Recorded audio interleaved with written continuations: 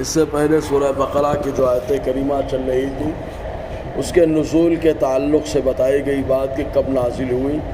اللہ تبارک و تعالیٰ فرماتا ہے وَلَا تَجْعَلُوا اللَّهَ عُرْضَةً لِأَيْمَانِكُمْ، اللہ تبارک و تعالیٰ کو اپنی قسموں کا نشانہ مت بناؤ کہ ان تبروا وتتقوا وتصلحوا بین الناس، کہ تم نیکی کرو، پرہیزگاری اختیار کرو اور لوگوں کے درمیان صلح کرا دو۔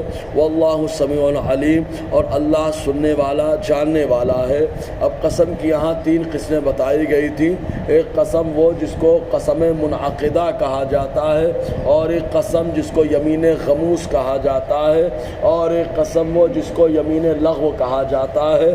یمین منعقدہ یہ ہے کہ آئندہ کسی بات پر قسم لے لینا، اور تو اس کو جو ہے اگر وہ ناجائز و حرام کام ہے تو واقعتاً نہیں کرنا چاہیے، اور اس کے مکمل کرنے کے لیے دوسرے مسلمانوں کو سپورٹ بھی کرنا چاہیے۔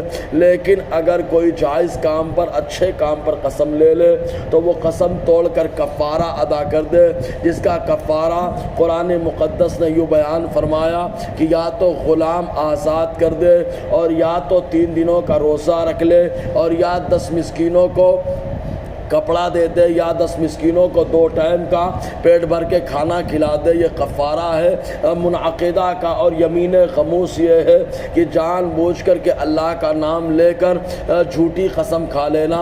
حضور صلی اللہ علیہ وسلم نے اس کو گناہ کبیرہ میں شامل فرمایا ہے۔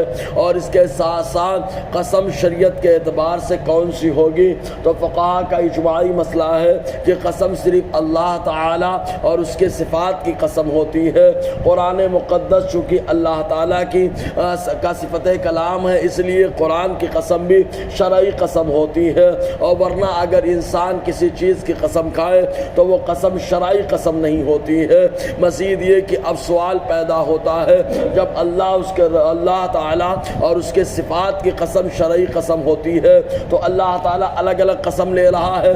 کہیں پر فرماتا ہے والعصر، زمانے کی قسم، کبھی اللہ تعالیٰ فرماتا ہے لا اقسم بہذا البلد، اس شہر مقدس کی قسم۔ اس کے علاوہ اللہ تبارک و تعالیٰ فرماتا ہے کہیں پر لا اقسم بیوم القیامہ، قیامت کے دن کی قسم۔ کبھی تاریخ اور سورج و چاند کی اللہ تعالیٰ قسم لے رہا ہے، کہیں پر انجیر اور طور، اور اللہ تبارک و تعالیٰ نے الگ الگ قسمیں لی ہیں۔ تو جب اللہ تعالیٰ کے نام اور اس کی صفت کی قسم شرعی ہوتی ہے تو اللہ تعالیٰ نے یہ قسم کیوں لی؟ تو اس کا جواب یہ ہے کہ شرعی قسم تو صرف اللہ تعالیٰ اور اس کے صفات کی قسم ہی شرعی قسم ہوتی ہے، اور اللہ تعالیٰ نے جو دیگر چیزوں کی قسم لی ہے خالی ان کی عظمت بتانے کے لیے، ان کی شان بڑھانے کے لیے اللہ تبارک و تعالیٰ نے ان کی قسم لی ہے۔ کیونکہ جب اللہ تعالیٰ کسی کے مقام و مرتبے اور اسٹیٹس کو بڑھانا چاہتا ہے تو اللہ تعالیٰ قرآن مقدس میں اس کی قسم لے لیتا ہے۔ بہرکیف تو اللہ تعالیٰ فرماتا ہے لا یؤاخذکم اللہ باللغو فی ایمانکم، اللہ تعالیٰ تمہارا مواخذہ نہیں فرماتا تمہاری لغوی قسم کے بارے میں، یعنی جو اچانک منہ سے کچھ بات نکل جاتی ہے، لغو قسم جس کو کہا جاتا ہے۔ یمین لغو میں اللہ تعالیٰ کوئی مواخذہ نہیں فرماتا۔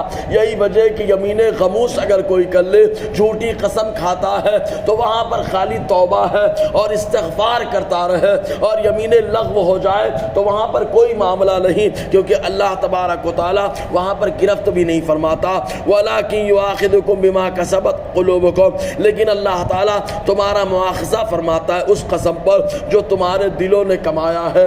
یعنی یمین منعقدہ پر اگر بندہ وہ قسم کھا لے تو اگر توڑ دیتا ہے تو کفارہ دینا پڑے گا۔ واللہ غفور حلیم، اور اللہ تبارک و تعالیٰ بخشنے والا مہربان ہے۔ اب جب قسم کی بات چل رہی ہے تو ایک قسم شادی شدہ زندگی میں بھی ہوتی ہے۔ وہ قسم یہ ہوتی ہے کہ آدمی کبھی کبھی اپنے شوہر، آدمی کبھی کبھی اپنی بیوی سے قسم کھا لیتا ہے میں تمہارے قریب نہیں آؤں گا۔ اگر قسم کھا کر کے دور چلا گیا اور کتنے دن بعد آیا، کیا حکم ہوگا؟ انشاءاللہ آگے آیت میں اسی کا ذکر ہے، انشاءاللہ اس پر روشنی رہے گی۔ اللہ تعالی ہم سب کو فیضان قرآن، برکات قرآن سے مالا مال فرمائے۔